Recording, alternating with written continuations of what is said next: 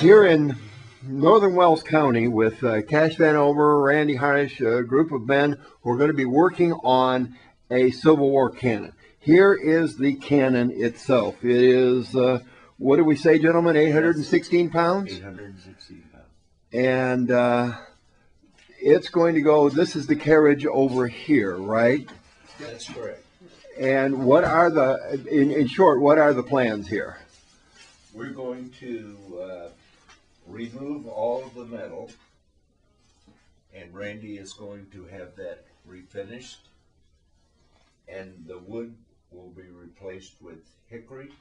All the wood will be new and painted the color of the era that we're doing the cannon. Okay. Dave, I'm almost certain that you know the auto dealership right next to Bummy's root beer stand. Yes. Okay.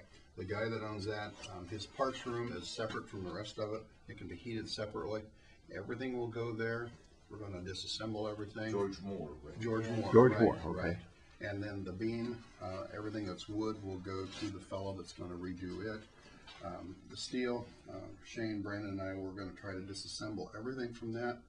Then we'll come out here, get the barrel, take it to Decatur, get everything powder coated. Okay. And what kind of, Cash, I'm going to address this to you. What kind of a time frame are we looking at then? Our We haven't talked display of the cannon will be, it's tentatively set for July the 20th, which would be the 150th anniversary of the Civil War. Okay. You're talking this July 20th. Yes, Good. July 20th, Get it over 2011. Okay. And what do you need from the public?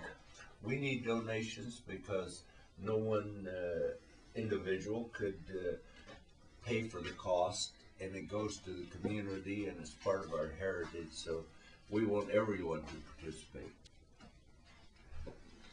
Good enough.